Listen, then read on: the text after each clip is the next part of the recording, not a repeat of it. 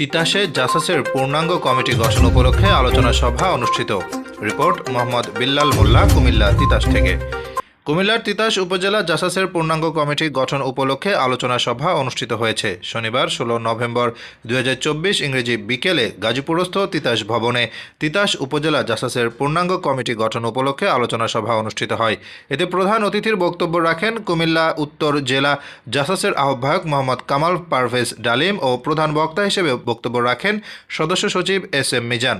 তিতাস উপজেলা জাসাসের আহ্বায়ক মোহাম্মদ সামির হোসেন ভূঁইয়ার সভাপতিত্বে এবং সদস্য সচিব দেলোয়ার হোসেনের পরিচালনায় বিশেষ অতিথির বক্তব্য রাখেন কুমিল্লা উত্তর জেলা জাসাসের যুগ্ম আহ্বায়ক জিন্নাত আলী জিন্না, মাসুম রানা মাসুম, তিতাস উপজেলা জাসাসের সাবেক সহ সভাপতি আব্দুল কুদ্দুস, তিতাস উপজেলা জাসাসের সিনিয়র যুগ্ম আহ্বায়ক মোহাম্মদ আল আমিন, যুগ্ম আহ্বায়ক এইচ.এম. জাকির হোসেন, মাসুদ রানা, মহিউদ্দিন রঞ্জু, সোহেল মুন্সি, বাবুল মোল্লা, তোফায়েল হোসেন তপু, ইসমাইল হোসেন, নাজমুল হাসান মুন্সি সহ আরও অনেকে।